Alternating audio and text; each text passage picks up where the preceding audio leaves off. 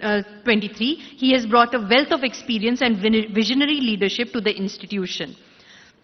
Our next organizing team member is Professor Surya Raju. He is the Secretary General of ACIAM with 13 years of experience as an arbitrator and an academician.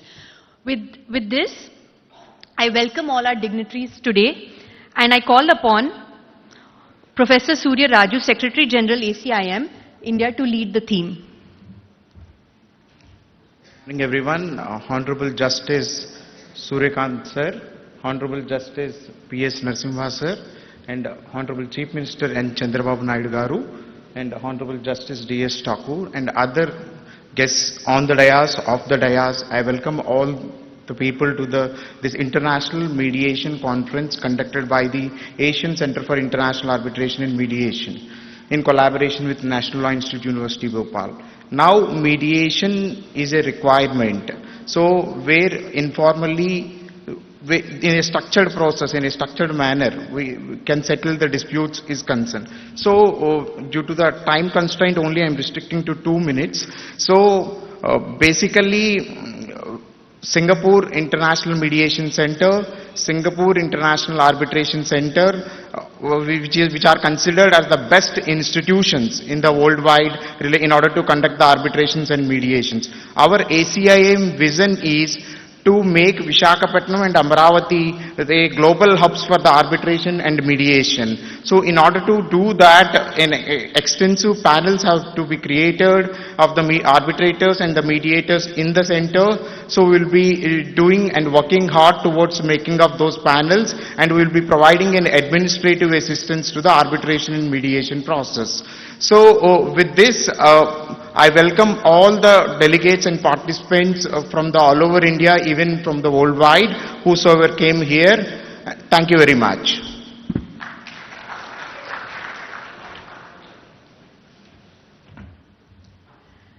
Thank you, Professor Surya Raju.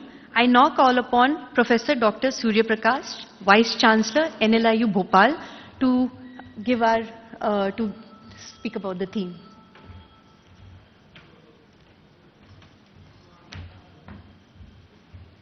Good morning to all.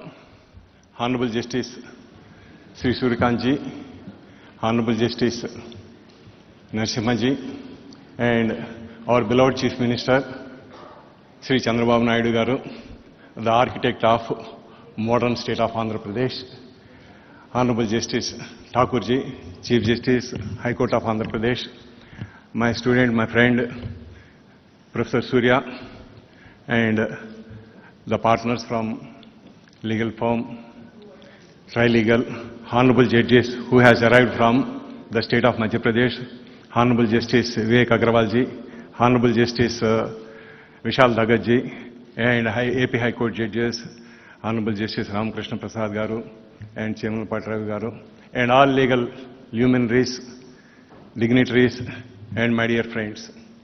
And here at Visakhapatnam, my friend and some of our friends decided that we should develop here a Center for Arbitration and Mediation. And we know the importance of mediation. When mediation of Bhagavan Sri Krishna failed, Kurukshetra has happened. To say the importance about mediation, there won't be much better example than Bhagavan Sri Krishna, who tried to mediate between Pandavas and Kauravas. And similarly, mediation is there since our ancient times. And in order to reduce the burden on the courts, the best way, the best relief for the litigants would be the mediation and then arbitration. And I am very glad that the young minds, they try to start a mediation and arbitration center here at Visakhapatnam, though we are at the beginning of the beginning. And sir, I hope that one day Visakhapatnam will be the destination, just like Singapore arbitration or London Court of Arbitration or Dubai. We, the new state, we have to develop so many institutions. Particularly, we had a new High Court at Amaravati, and new legal community is developing, and new legal expertise also has to develop in all areas. And one such area is the arbitration and mediation. And definitely, it will serve not only the people of India, but we are looking ahead to serve the litigants in India and also around the world, and definitely under the leadership of our beloved Chief Minister Chandrababu Naidu garu. Sir, on this occasion I would like to bring to your kind notice, there are so many institutions which you have to develop in the state of Andhra Pradesh. One such institute which I would like to suggest you is that there should be a school of maritime law. You may call it Indian Maritime School, just like ISB. And because we have 1,040 kilometers coastline, and we had a very day before yesterday you stated that for every 50 kilometers there should be a harbor or a port. And keeping in view, because earlier myself and Honorable Justice Narasimha has discussed about this, because Gujarat is having the first largest coastline, followed by the state of Andhra Pradesh, and there is also a lot of maritime arbitration is going on. And I had a discussion with the port chairman earlier, MT Tirumala Garu, and most of the time we are getting the arbitrators from Bombay, sir, for maritime arbitration. Day before yesterday, in this logistics summit, he has said that for every 50 kilometers there should be a port or a harbor. And we have a lot of marine resources, and to do all these things, it is necessary. So far there is only Gujarat Maritime University. And second one, we have to develop much in a better way at an international level. You may call it as International Maritime School, preferably if it possible on Rishikonda, which we may utilize the infrastructure.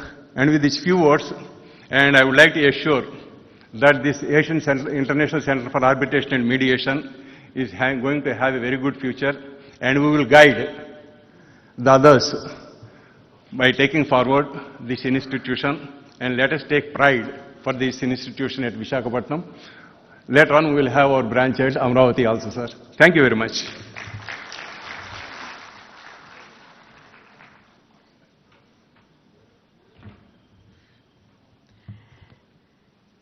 Thank you so much, Dr. Surya Prakash.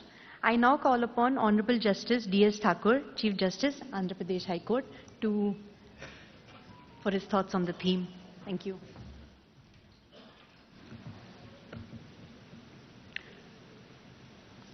I know we are constrained for time because the honorable dignitaries have also to participate in a university convocation. Therefore, I will try to keep it very brief. Esteemed dignitaries on and off the dais, distinguished participants, ladies and gentlemen. The core theme of the conference, that is mediation, couldn't be more apt in the circumstances in which we are faced today, when the courts in the country are facing an avalanche of cases that have descended upon them. The fact that two of the honorable judges of the Supreme Court, as also the presence of the honorable Chief Minister on the dais, suggests the importance and relevance of the issue that the courts are being confronted with on a daily basis. As we all know that the Chief Justice of India heads the judiciary of the largest democracy in the world, with a population of 1.4 billion approximately. So the concern in their mind to deal and cope with this situation is uppermost, and that is how all of us gather here to hear the valuable thoughts on the issue. Now, the reasons for the delay in courts primarily is attributed to the inadequate judges to case ratio. If you recollect that there was a report submitted by the Committee of Judges of the Honorable Supreme Court that prescribed a particular ratio, and that was approximately one judge to every 600 or 800 cases.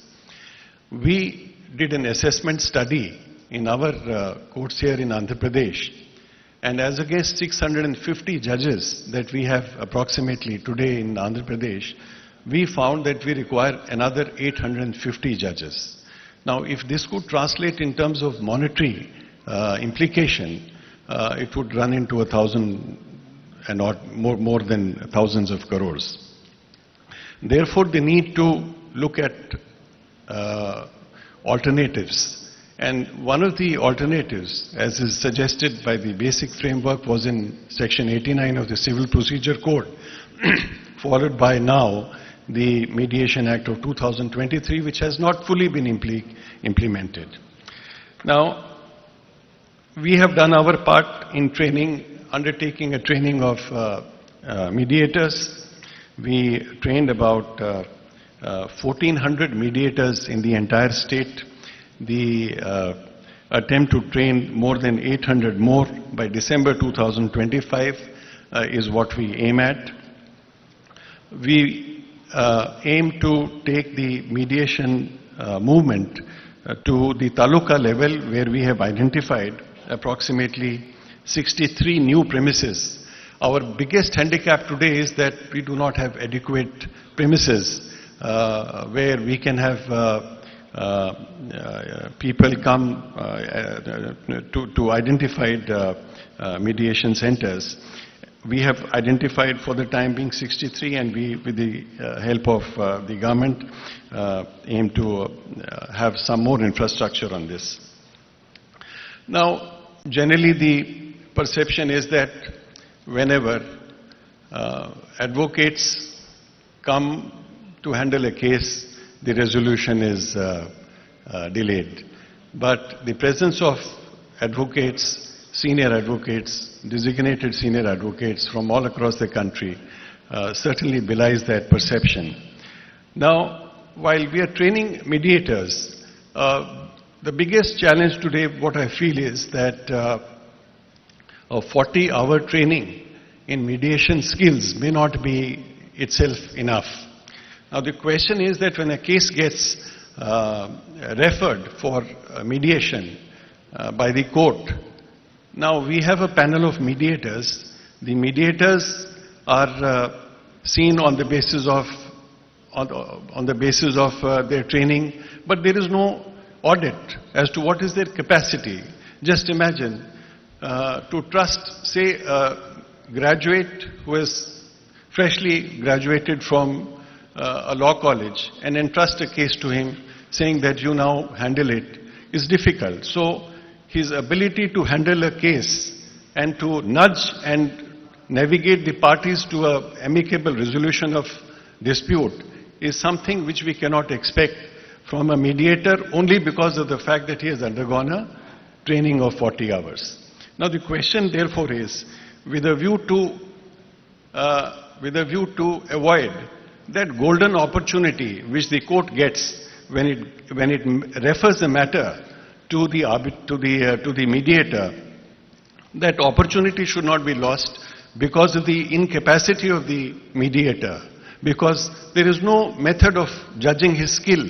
Therefore, there has to be some mechanism, some certification, some standardized method of determining as to whether the case which is being handed over to him will see some successful fruition or not.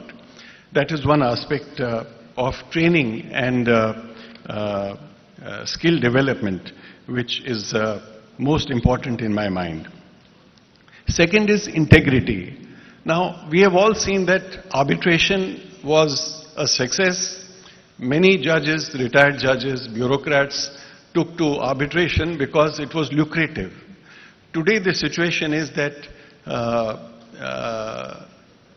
while we are seeing this as assuming a movement in the country under the able guidance and leadership of our honorable judges in the Supreme Court, we cannot permit everyone and anybody who volunteers to undergo the training and then come forward. As we have seen in the arbitration world, if there are honest arbitrators, there are also dishonest ones.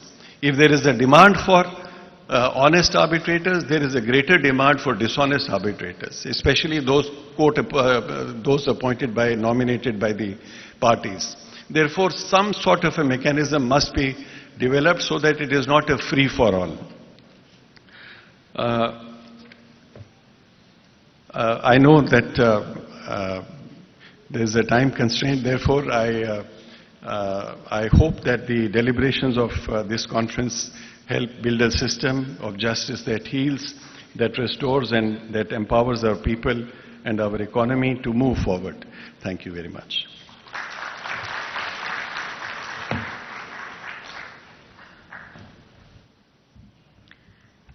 Thank you, Honorable Justice D.S. Thakur.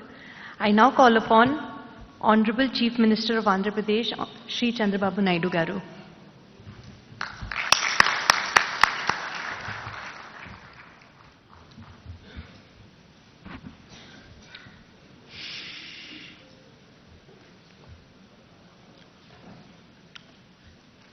Honorable Justice Sri Suryakant Garu, Honorable Justice Sri P.S. Narasimhan Garu, Honorable Justice D.S. Thakur Garu, Professor S. Surya Prakash Garu, Vice Chancellor, Dr. Surya Raju Garu, Secretary General, ACIAM,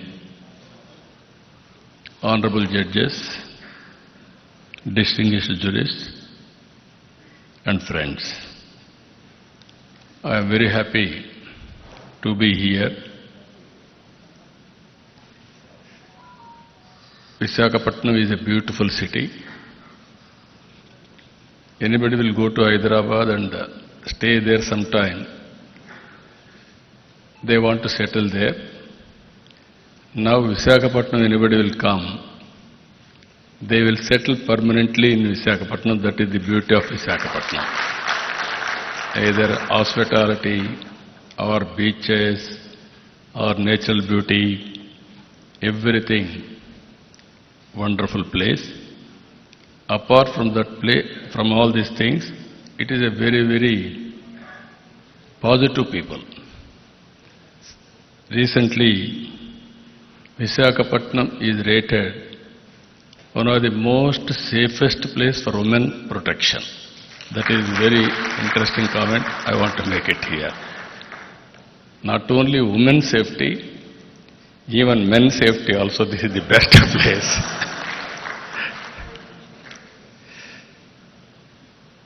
I am very happy to be here because the judiciary is a key pillar of our constitution, protecting democracy and the rule of law.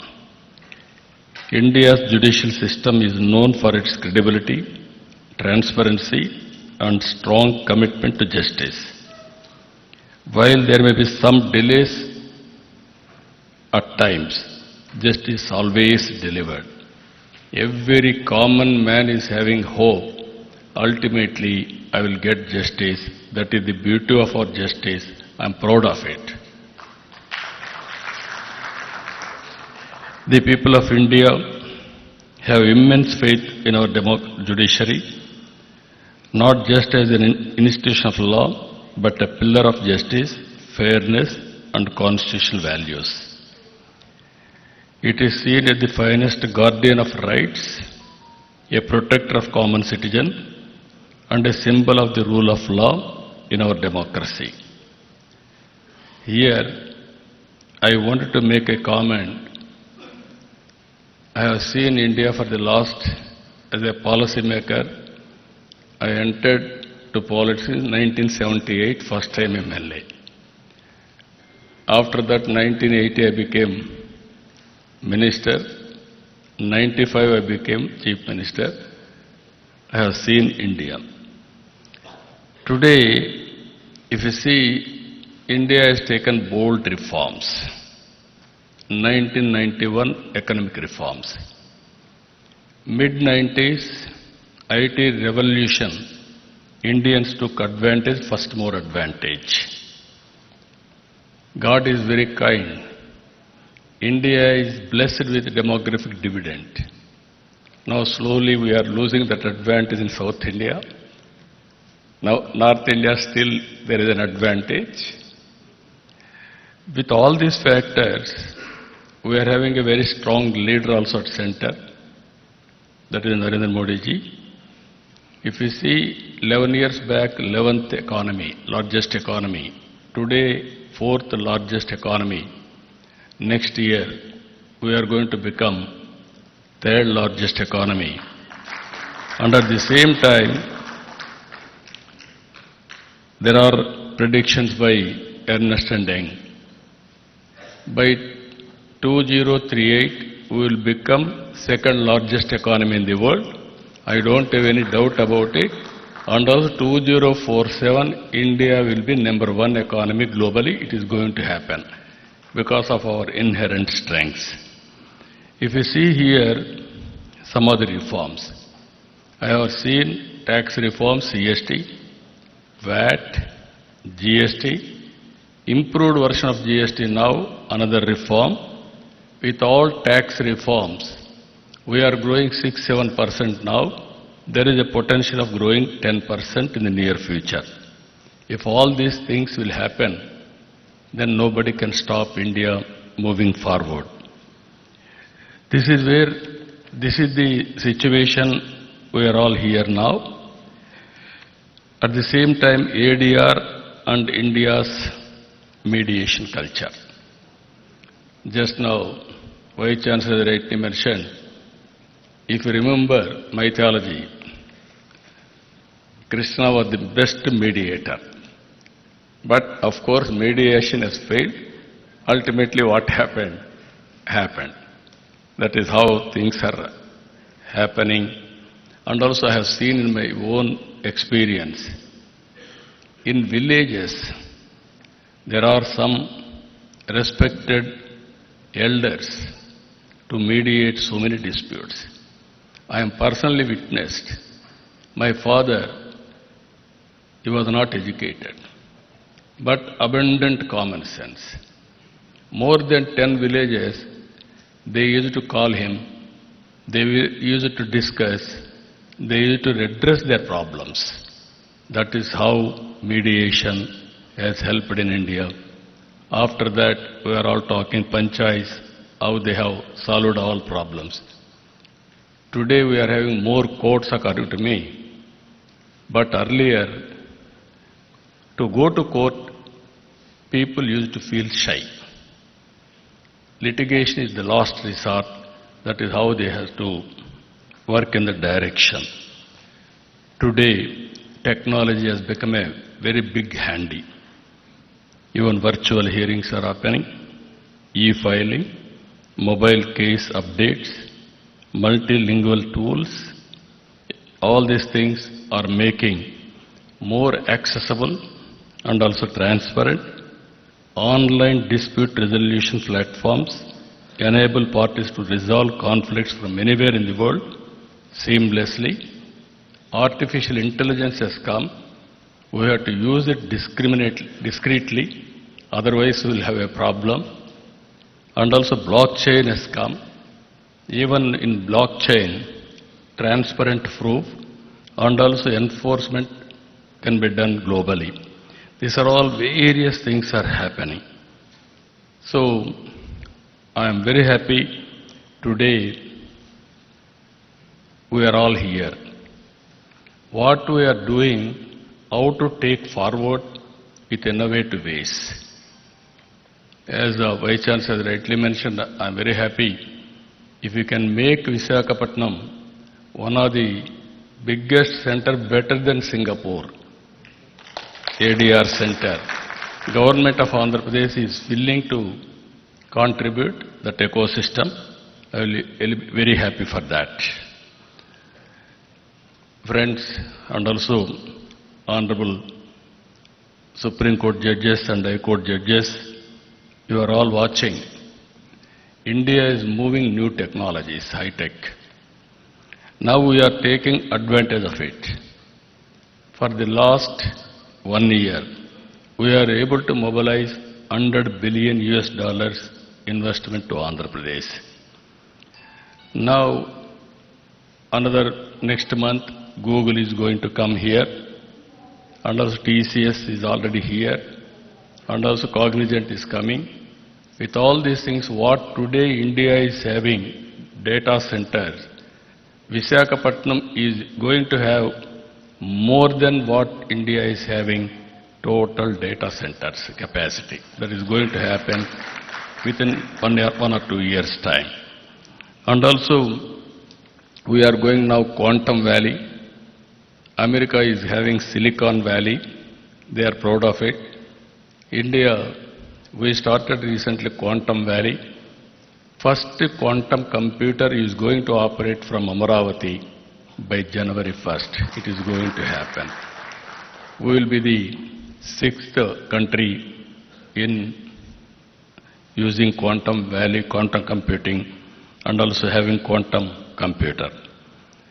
Even space technology, you are all aware. Earlier, by seeing TV, we used to enjoy and also inspire. Now we are starting Space City. America is having SpaceX. We are having Space City now. We are going to launch very soon private satellites from Space City. It is near Tirupati. Now, wars we are doing. Earlier we need more manpower. Now drones are enough. All technologies are going to happen. We are starting drone city in Kurnool now for civilian applications and also defense applications. Electronic city, aerospace, these are all some of the areas we are going. Now what I wanted to emphasize here, we have to think alternative mechanisms also. Even in this, what I am requesting these organizers and also under the guidance of Supreme Court and also Honorable Justice, our Surikant Garu, they have to, and also our Nariman Garu, you have to guide alternative methods. Even to establish courts, that is one way, but how to create a mechanism with alternative disputes redressal mechanism. Even technology, how to use it, how to go about innovative way, all these things, I am confident they will work it out. Ultimately, this is the time, I can say we are all very inspiring time we are living. One example I will tell you, in my government, no citizen can come to office. Around 700 services we are delivering through WhatsApp governance from his home. All data, historical data is available. We are capturing all the data with Government of India, Government of Andhra Pradesh, and also AI tools are available. Quantum computing is available.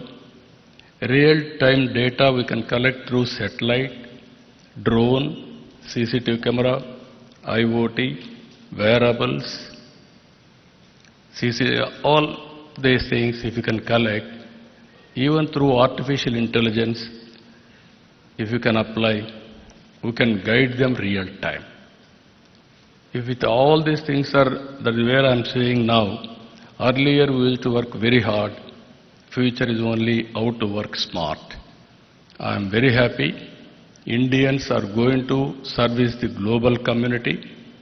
As of now, people are going there. In future, from anywhere in India, they are going to deliver services. If necessary, they can go and work physically. That is going to happen. In this regard, how to reduce disputes, how to make more support for economic growth. That is where we are going to see. One thing I want to make it very clear here. India is going to become globally #1 country. Indians are going to become #1 globally. We have to plan now 145 crore population. With this population, what type of society we need? Not only building rich, but we have to make how to bridge the gap between haves and have-nots. It is our response to provide better living standards for every citizen. It is possible if we can plan properly by politicians and also guide by judiciary properly. India will be the best place to live and also best country to lead the global community. With this, I am very happy what our friends are doing here. Ultimately, I am seeking always guidance from Supreme Court, judges, and also our Andhra Pradesh High Court for doing better things. With this, thank you, one and all.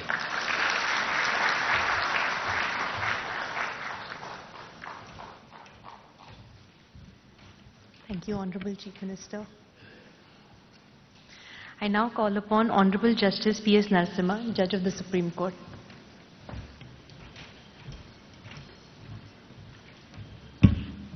Very good morning to all of you. My esteemed elder brother, Justice Suryakant, Honorable Chief Minister, Honorable Chief Justice, the two Vice Chancellors, Judges of the High Courts, President of SCORA, other dignitaries. Because of the time constraint, what I will do is, I will take a passover.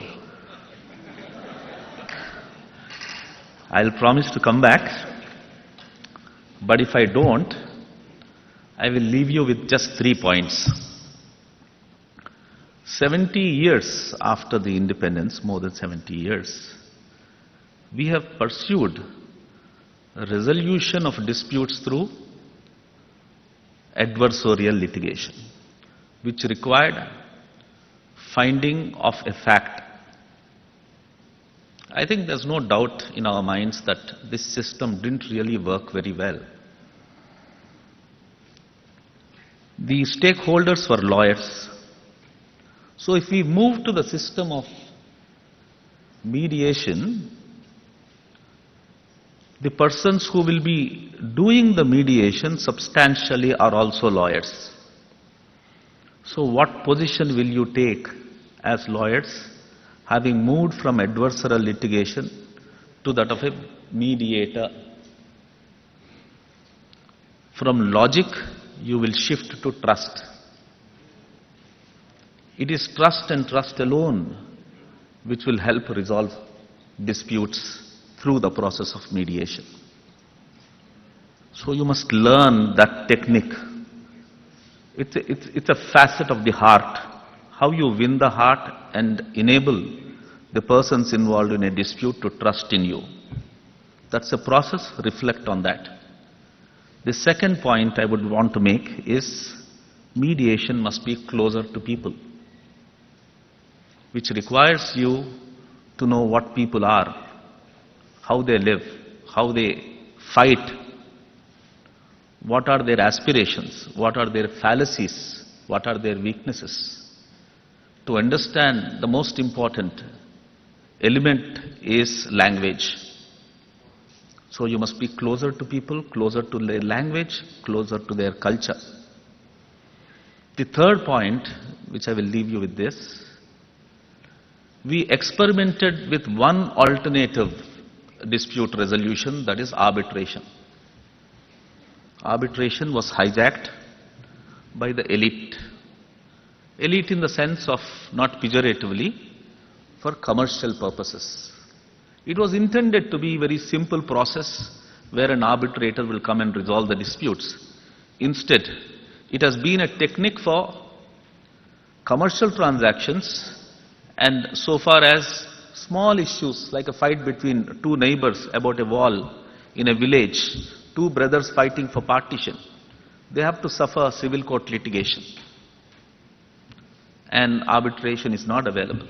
My fear is that same thing might happen even to mediations.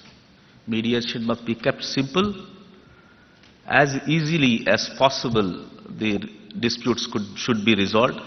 And what are the methods by which these three things that I have indicated can be achieved? I will discuss with you. Mediation is very close to my heart. If I come back, I will participate in one of those sessions and share my thoughts with you. Thank you very much. Thank you.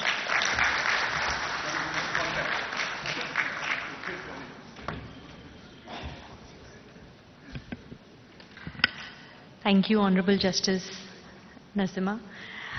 I now call upon Honorable Justice Suryakant, Judge of the Supreme Court of India.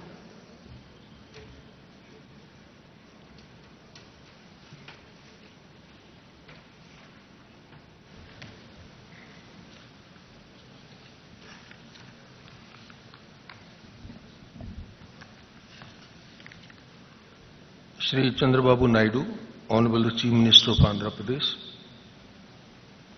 my brother and esteemed colleague, Honorable Mr. Justice P.S. Narasimha, Judge Supreme Court of India, Justice D.S. Thakur, Honorable the Chief Justice Andhra Pradesh High Court, Honorable Judges of various High Courts who are present here. We have among us Justice Nawaz from the Supreme Court of Sri Lanka. He is welcome here in this conference. Professor Dr. S. Surya Prakash, Vice Chancellor, NLIU Bhopal. Mr. Santan Krishnan, Life President of the Commonwealth Lawyers Association and other office bearers of the CLA. Professor Surya Raju, Secretary General, ACIAM. Madam Chitra from the Trilegal. Senior advocates from the Supreme Court, other members of the Supreme Court Bar and the Bar Association of Visakhapatnam and different parts of Andhra Pradesh, who are also graciously present here. Mr. Nayyar, Mr. Jain and other office bearers of the SCORA, members of the mediator community, and some of the very eminent mediators are present here. I know most of them by name, but because of the time constraint I am not addressing them by name. We have among us Mr. Bharat, the local member of parliament. Other distinguished guests, we have Dr. Renu Raj from the United Kingdom. She is also with us. Distinguished guests, participants, and my dear friends from media. Stepping into this auditorium, one can sense the collective ambition, a gathering fueled not merely by words, but by a genuine resolve to reimagine the landscape of dispute resolution. Coming together, ACIAM, Trilegal and NLU Bhopal marks not a simple an event, but a potential turning point, where justice is no longer perceived as remote or intimidating, but as an accessible reality shaped by our own shared commitment. Justice in 21st century, let's commit ourselves, is not an aspiration, it is our responsibility. With this in mind, the theme of our conference resonates with great urgency and relevance. Today, justice must extend far beyond the confines of courtrooms, permeating our communities, businesses and families. It is about reaching people where they are, making the principles of fairness and compassion tangible and attainable for all. This forum challenges each of us to push past routine, embrace innovation, and build solutions that are emphatic and truly effective for our times. Our Constitution does not view justice only in the narrow sense of adjudicating disputes. It speaks of social, economic, and political justice as a guiding factor. While courts play an indispensable role in enforcing rights, true justice must go beyond judgments and decrees. It must reach people where they are, in a language they understand, and in a manner they trust. Mediation provides precisely this bridge. It ensures that the parties remain at the center of the process, that their voices are heard, and their dignity is respected. In this sense, mediation is not merely a legal mechanism, it is a constitutional value in action. As society and the economy evolve, so do the disputes. Today, we see conflicts in areas as diverse as intellectual property, cross-border trade, digital currency, cybercrime, family relations, international awards and their enforcement, environmental issues and concerns. If every such dispute is funneled into our already overburdened courts, the result will be delay, disillusionment, and a deepening sense of injustice. Mediation, therefore, offers us a different path, a path of creativity and consensus. It is flexible, faster, and allows customized solutions that courts, bound by strict procedures, may not always provide. For mediation to gain universal acceptance and become an integral part of our justice delivery system, the foundation must rest on a single non-negotiable element, and that element is trust. In the context of mediation, it flows from three critical sources. First, the integrity of the mediator. The entire process of mediation is built upon the confidence that parties repose in the mediator. Honorable Chief Minister pointed out how the old persons in the villages were being trusted and all the disputes were really left them to be resolved. It was only on account of the immense trust that the people had in them. They must believe that the mediator is impartial, independent and competent. Integrity here is not merely a personal virtue, it is the bedrock of the process. If this perception falters, the process collapses. Second, the credibility of the institutions. Mediation cannot thrive in a vacuum. It requires robust institutional support to lend structure, consistency and legitimacy to the process. Institutions like the one ACIAM serve as a custodians of quality and trust. In a world where disputes often carry significant economic and social stakes, institutional credibility reassures parties that mediation is not an informal compromise, but a structured, reliable, and enforceable method of dispute resolution mechanism. The third point, the support to be extended by the law. So, not only those 2 points which I have highlighted, unless there is a support by the law, the mediation may not be as successful as we perceive. For mediation to transition from an alternative to a mechanism as a mainstream method of dispute resolution, I believe it needs the backing of the law.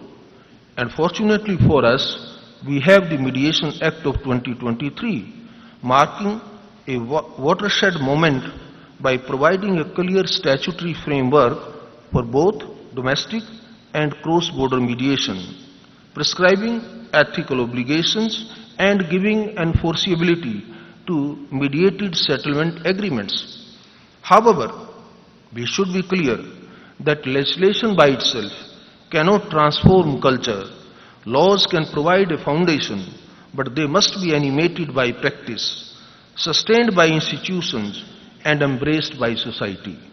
We must cultivate a legal ecosystem where mediation is seen not as a concession or a lesser form of justice, but as a superior process that empowers parties and preserves relationships. If courts represent the authority of justice, mediation represents its humanity. It restores agency to the parties, transforms conflict into cooperation, and turns adversaries into partners in resolution. In an age where speed and sensitivity matter as much as legality, mediation is not a luxury, it's a necessity. The question is no longer whether we can afford to mainstream mediation. Please mind my words.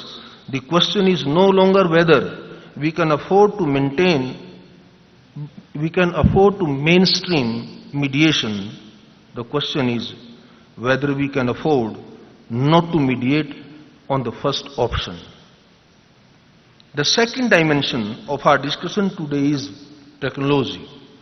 The pandemic taught us that technology has ceased to be a peripheral tool. It has become an integral component of legal processes, reshaping the contours of dispute resolution worldwide. It leveraged thoughtfully. Technology can be the great equalizer, removing physical, economic, and social barriers that have historically excluded large sections of our population from the formal justice systems.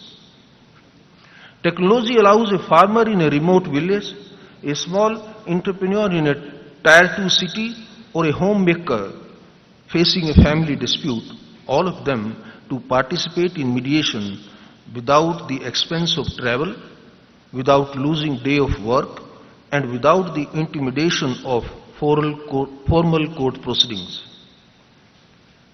Digital mediation platforms, virtual hearings, and AI-assisted tools can bring the process of dispute resolution to the doorstep, or rather to the handheld device of every citizen. This is what inclusive justice truly means, the priceless justice that transcends geography, income, and social status. Not only domestically but also in our increasingly interconnected world, where cross-border disputes are becoming more frequent, mediation emerges as a powerful tool for resolving conflicts quickly and collaboratively while preserving vital relationships across jurisdictions.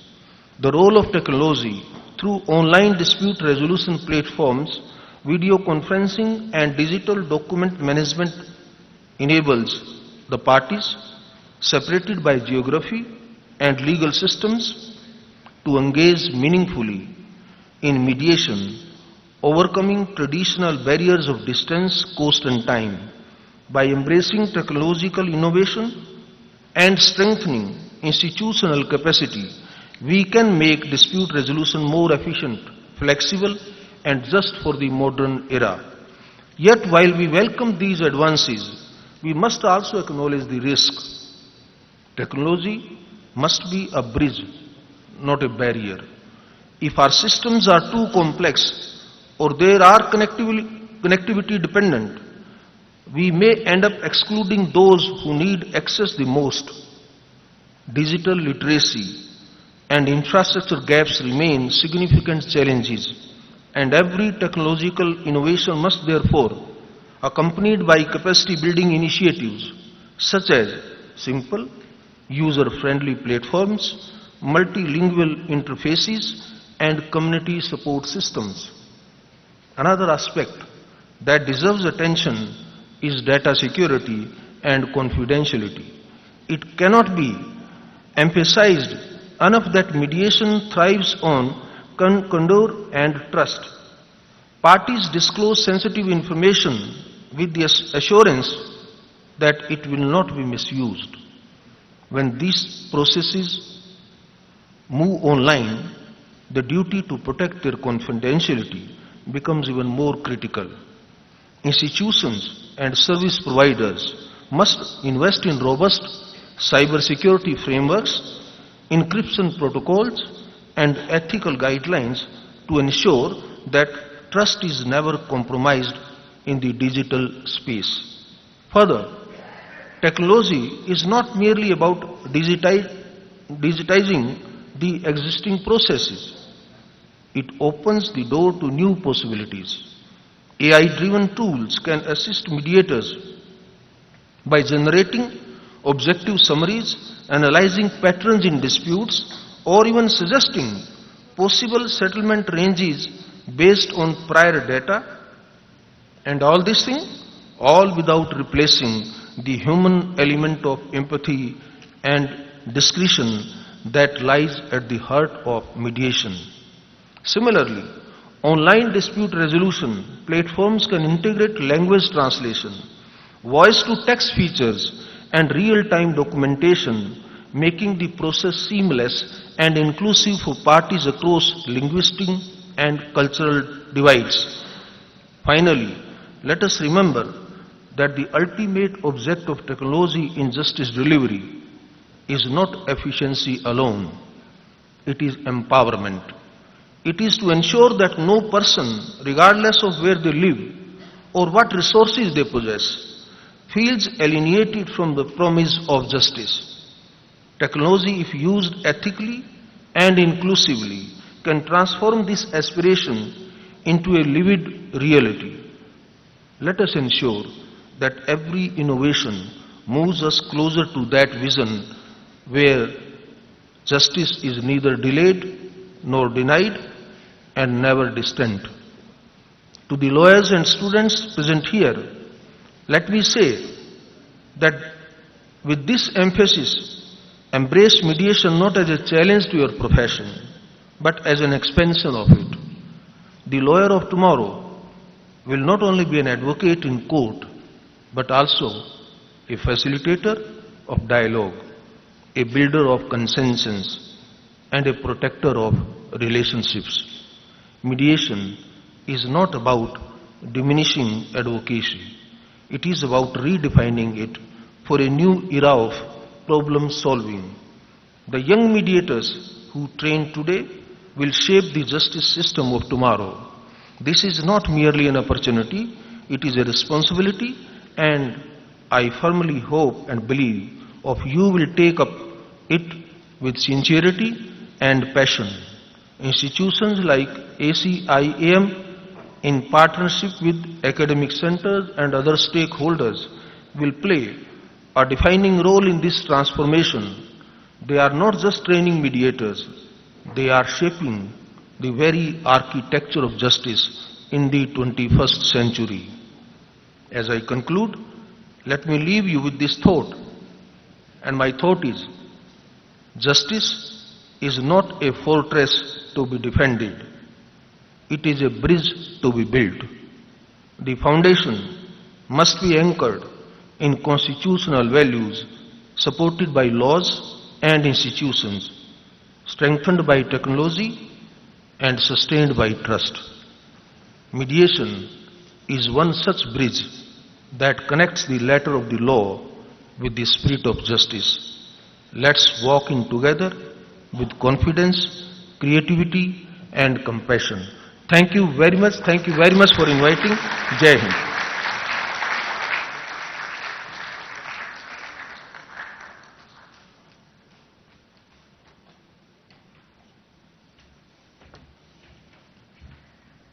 Thank you so much, honorable dignitaries. I think we've been enlightened how access to justice can be better through mediation and usage of tools such as learning the requirement of empathizing with not just the clients, with mediators, with lawyers, using AI but not abusing AI. Visakhapatnam through ACIM will truly be the next mediation hub, not just in India and definitely the world over. With this, I call upon the website launching, if that can be done.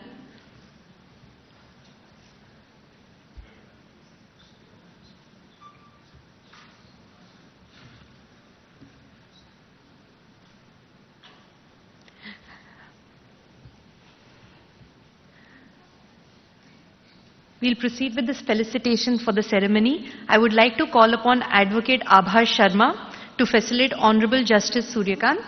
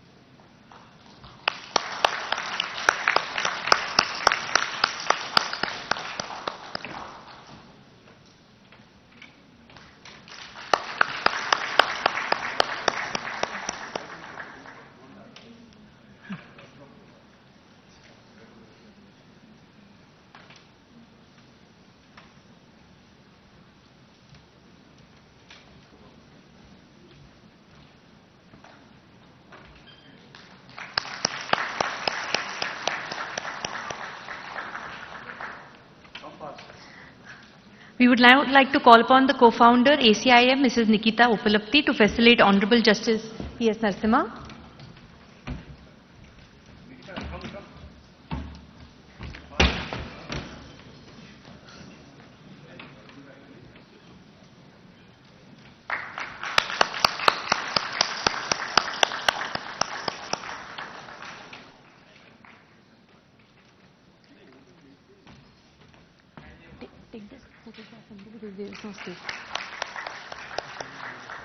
I would like to call upon Professor Dr. Surya Prakash to facilitate Honorable Shri Chandrababu Naidu.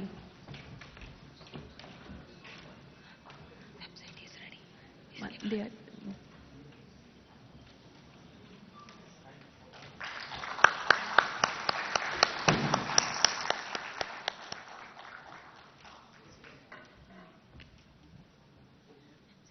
No, one second. Miss. Concentrate.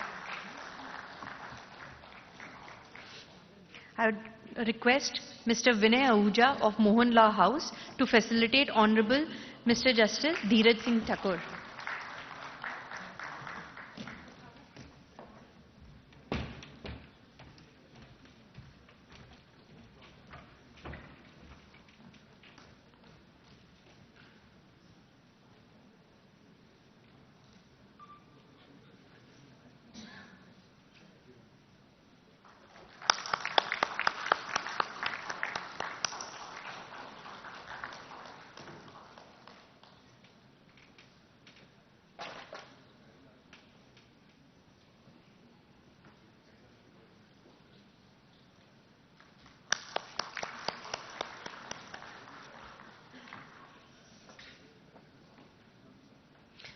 We'll now also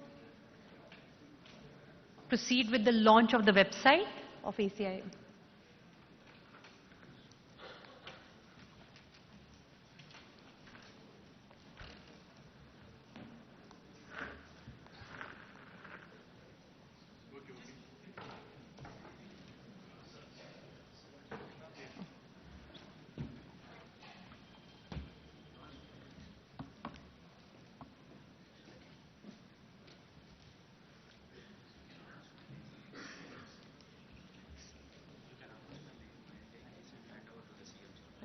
I call upon Vivek from ACIM to proceed with the launch of the website.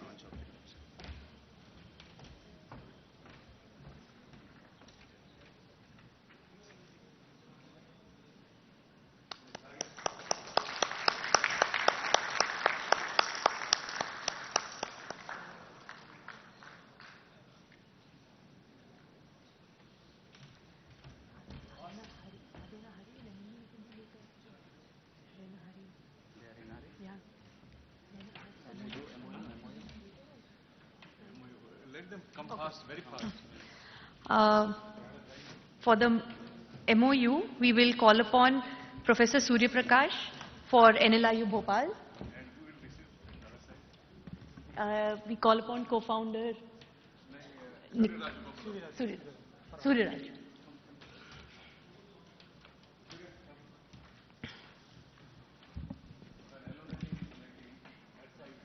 In the meanwhile, can I call upon Nivaran, Miss Nandini Gore?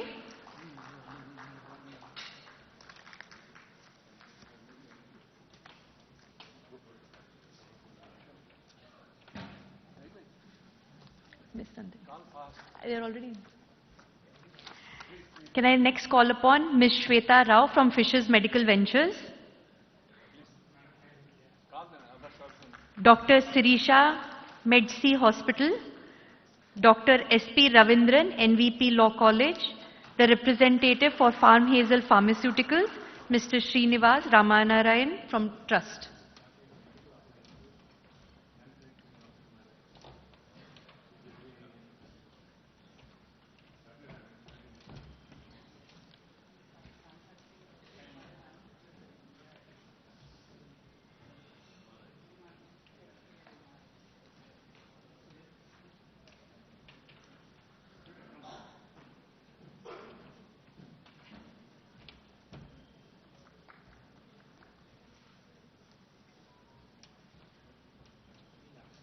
Last. I've already called. They're not. That's it. Yeah, wait.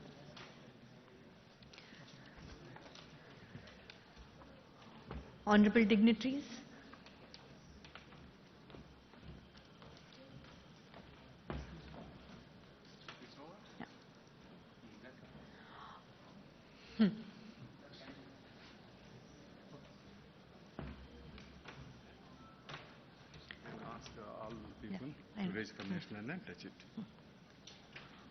Honorable dignitaries, thank you for your time. We'll end with the national anthem.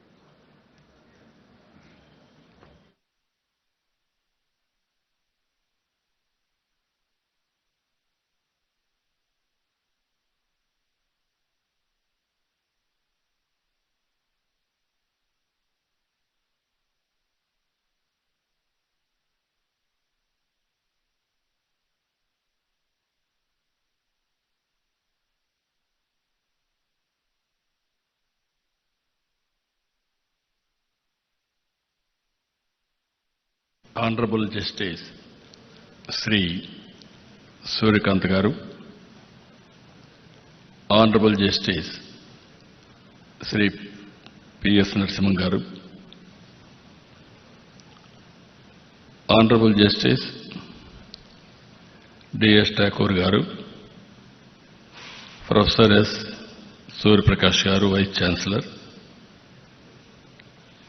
Dr. Surya Raju Garu, Secretary General, ACIAM, Honorable Judges, distinguished jurists, and friends. I am very happy to be here. Visakhapatnam is a beautiful city. Anybody will go to Hyderabad and stay there sometime. They want to settle there. Now Visakhapatnam, anybody will come. They will settle permanently in Visakhapatnam. That is the beauty of Visakhapatnam. Either hospitality or beaches or natural beauty, everything wonderful place. Apart from that place, from all these things, it is a very, very positive people. Recently, Visakhapatnam is rated one of the most safest place for women protection. That is very interesting comment. I want to make it here. Not only women's safety, even men's safety also, this is the best place.